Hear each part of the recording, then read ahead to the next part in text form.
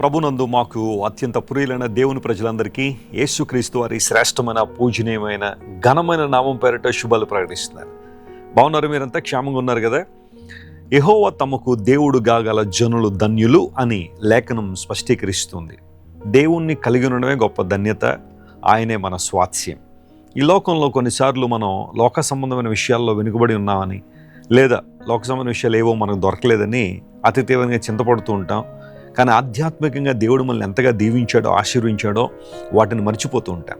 కానీ ప్రభు దగ్గరకు వచ్చిన ప్రతిసారి ఆయన మనకిచ్చిన పర సంబంధమైన ఆశీర్వాదాలను బట్టి ప్రభువును స్తుతించాలి. ఆ తర్వాత తగిన సమయంలో దేవుడు మనల్ని జ్ఞాపకం చేసుకుని మన ప్రతి అవసరాన్ని తీరుస్తారు. ఉదయాన్నే లేచిన తర్వాత ప్రార్థన చేసుకుని దేవుని వాక్యాన్ని చదివిన తర్వాత ఒక వాగ్దానాన్ని బైబిల్లోంచి మనం ధ్యానం చేస్తున్నాము. మీలో చాలామంది ఈ వాగ్దాన సందేశాల ద్వారా దేవుని పొందుతున్నారని విని నేను చాలా ప్రభువుని స్తుతిస్తున్నాను.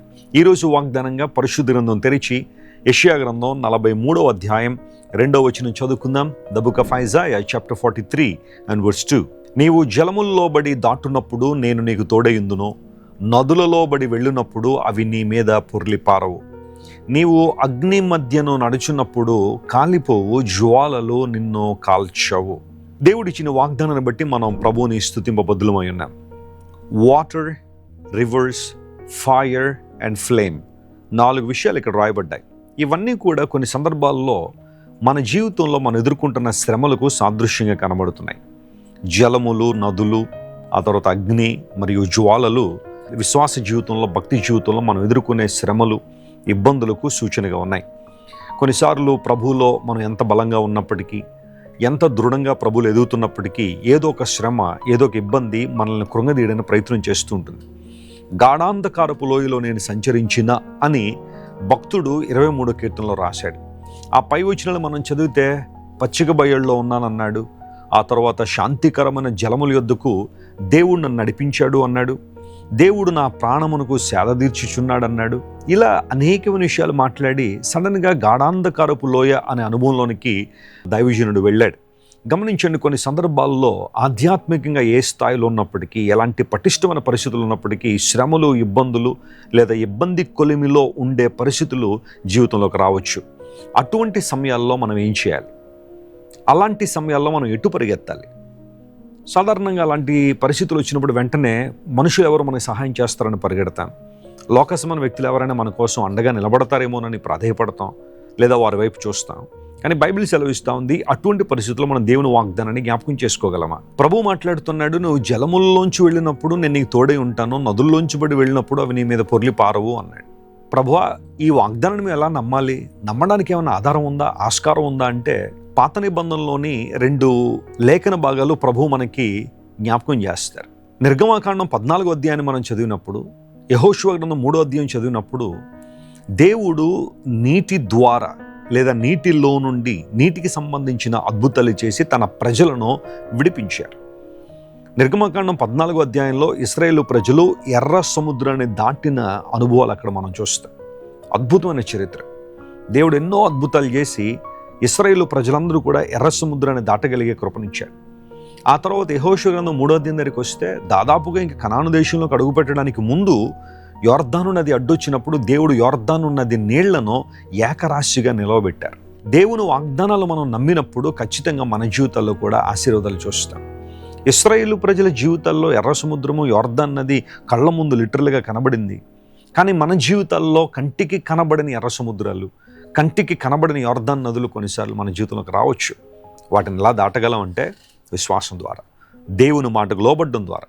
మీరు నిర్గమాకాండం 14వ అధ్యాయం చదివినా, యెహోషువ గ్రంథం 3వ అధ్యాయం చదివినా దేవుడు చెప్పింది చెప్పినట్టు చేశారు కాబట్టే వారి జీవితాలు అద్భుతాలు చూశారు. మన జీవితాల్లో కూడా దేవుని మాటకు విధేయత చూపించగలుగుతున్నామా? Are we willing to obey to the voice of God, to the commandments of God? దేవుడు తన వాక్యము ద్వారా బయలుపరిచిన లేదా ప్రత్యక్షపరిచిన విషయాలు మన జీవితాలకు అన్వయించుకుని వాటికి లోబడగలిగితే అసాధారణ అద్భుతాలు మనం చూస్తాం. అగ్ని మధ్యన నడిచినప్పుడు జ్వాలలు నిన్ను కాల్చు అన్నప్పుడు దానియేలు గ్రంథం 3వ అధ్యాయంలో షడ్రక్, మేషక్, అబేద్నెగోల జీవితాన్ని కూడా మనం పరిశీలించాలి. దేవుడు తన ప్రజలను కాపాడారు. ఇటు నిర్గమాకాండం 14వ అధ్యాయం కానీ, యెహోషువ గ్రంథం 3వ అధ్యాయం కానీ, దానియేలు గ్రంథం 3వ అధ్యాయంగానే మనం చదువుతున్నప్పుడు మనం నేర్చుకోవాల్సిన విషయం ఏంటంటే, దేవుడు తన ప్రజలను కాపాడడానికి నిర్ణయించుకున్నాడు. ఆయన వారికి తోడుగా ఉన్నాడని బైబిల్ సెలవిచ్చింది. దేవుని బిడ్డలారా, ఒకవేళ ఈరోజు ఏదైనా ఒక శ్రమలో నలిగిపోతున్నావా? ఇబ్బందికర వాతావరణం ఎలా బయటికి రావాలో తెలియట్లేదా? కుటుంబంలో సమస్యలు, ఆర్థిక సమస్యలు, అనారోగ్యాలు దొమ్మిగా మీద పడడం ద్వారా వచ్చిన సంపాదన అంతా కూడా డాక్టర్ల చేతిలో పోస్తున్నానండి, నెమ్మది లేదు, మా కుటుంబాల్లో శాంతి లేదు అన్న అనుభవంలోనే ఉంటే ఈ వాగ్దానాన్ని క్లెయిమ్ చేయి. దేవుడు నీకు తోడై ఉన్నాడు. ఆనాడు యోసేపుకు దేవుడు తోడై ఉన్నాడు కాబట్టే యోసేపు హెచ్చించబడ్డాడు. దానియేలుకు దేవుడు తోడై ఉన్నాడు. దావీదుకు దేవుడు తోడై ఉన్నాడు. అనేక మంది భక్తులకు దేవుడు తోడై ఉన్నాడు కాబట్టే వారు సామాన్యమైన వ్యక్తులైనప్పటికీ అసామాన్యమైన కార్యాలు, అసాధారణ కార్యాలు చేయడానికి దేవుడు వారికి శక్తినిచ్చాడు. పరిశుద్ధాత్మ మీ మీదకి వచ్చినప్పుడు మీరు శక్తి పొందుతారు కాబట్టి మీరు నాకు సాక్షులై ఉంటారని యేసు ప్రభు చెప్పారు. దేవుడు ఎప్పుడూ మనల్ని అనాథలుగా విడిచిపెట్టలేదు. తన శక్తిని, తన ప్రభావాన్ని నిరంతరాయంగా మన మీద కృమ్మరించడానికి ప్రభు ఇష్టపడుతున్నారు కనుక ఆయన సాక్షులుగా మనం జీవించగలిగితే అంతకన్నా ఆశీర్వాదం మరొకటి లేదు. ఈ వాగ్దానాన్ని ఈ రోజంతా క్లెయిమ్ చేసి ప్రభువును స్తుతించండి, ప్రభువును ఆరాధించండి, ఆయనలో కొనసాగండి, క్రీస్తు మార్గంలో ముందుకు సాగిపోండి.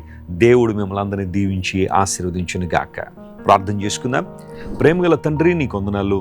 ఈ ఉదయకాల సమయంలో మీరు మాకు ఇచ్చిన చక్కని వాగ్దానాన్ని బట్టి నీకు స్తోత్రాలయ్యా. మేము నీ చేతిలో భద్రపరచబడ్డామని, నీవు మాకు తోడై ఉండడం ద్వారా అసాధారణ కార్యాల్లో మేము పాలిభాగస్తులమనే సత్యాన్ని మరొకసారి మా ముందుకు తీసుకొచ్చారు. అందుని బట్టి నీకు స్తోత్రాలు. ఈరోజు మా ప్రియులు ఎంతమంది అయితే నీ రక్తం చేత కడగబడిన నీ ప్రజలు ఈ వాగ్దాన సందేశం ద్వారా స్ఫూర్తి పొందుతున్నారో వారందరినీ బలపరచండి, నీ మహిమ కొరకు వాడుకోనండి. ఫిలిప్పీ 4:19 ప్రకారం ప్రతి అవసరాన్ని మీరు తీర్చండి ప్రభువా. నీ మంచితనాన్ని బట్టి, నీ విశ్వాస్యతను బట్టి నీకు స్తోత్రాలు చెల్లిస్తూ యేసుక్రీస్తు వారి శ్రేష్టమైన నామం పేరిట అడిగి వేడుకొనిచున్నాం తండ్రి. Amen, amen. God bless you dear friends. Have a wonderful day. Christ worship center ఓ బలమైన సంఘ ఉజ్జీవం. కొన్ని సంవత్సరాల క్రితం కేవలం 2 ప్రారంభించబడిన పరిచర్య నేడు ప్రపంచవ్యాప్తంగా లక్షలాది మందిని ప్రభావితం చేయుచున్నది. రాజమండ్రి, సికింద్రాబాద్, బెంగళూరు, నెల్లూరు, దుబాయ్, బెహ్రైన్, కరీంనగర్, విశాఖపట్నం, గద్వాల్, కొవ్వూరు, మలకపల్లి, శ్రీలంక, భూటాన్, అడ్డతీగల, పాలమూరు, ఒంగోలు, బళ్ళారి, కోరుకొండ, పోతవరం, నల్లజర్ల, వెంకటరామయ్యగూడెం, మచిలీపట్నం, ఇందిరానగర్లతో పాటు అనేక గ్రామాల్లో క్రైస్ట్ వర్షిప్ సెంటర్ ఆరాధనలు జరుగుచున్నవి. వాక్య సంబంధమైన ఉజ్జీవంలో, పరిశుద్ధాత్మ సంరక్షణలో కొనసాగాలనుకునే ప్రతి ఒక్కరికి మా ప్రేమపూర్వక ఆహ్వానాన్ని అందిస్తున్నాము. రండి, ఆత్మతో సత్యముతో ప్రభువైన యేసుక్రీస్తును ఆరాధిద్దాం. మీరు ఇంతవరకు విన్న దైవ సందేశం మరియు దేవుని సేవకులు చేసిన ప్రార్థన మీకు ఆశీర్వాదకరముగా ఉన్నదని విశ్వసించుచున్నాము. ఈ సందేశాన్ని మీ స్నేహితులకు, బంధువులకు షేర్ చేయండి. మీకు ఏదైనా ప్రార్థన అవసరత ఉన్నచో మా ఫోన్ నంబర్లకు కాల్ చేయండి. దేవుడు మిమ్మల్ని ప్రేరేపిస్తే విశ్వాసంతో సాగుచున్న ఈ పరిచర్యను ప్రోత్సహించండి. మరిన్ని వర్తమానాలు, పాటలు వినుటకు జాన్ వెస్లీ మినిస్ట్రీస్ అను మా యూట్యూబ్ ఛానల్ను సబ్స్క్రైబ్ చేసుకొనండి. ప్రభువైన యేసుక్రీస్తు కృప మీకు తోడైండును గాక.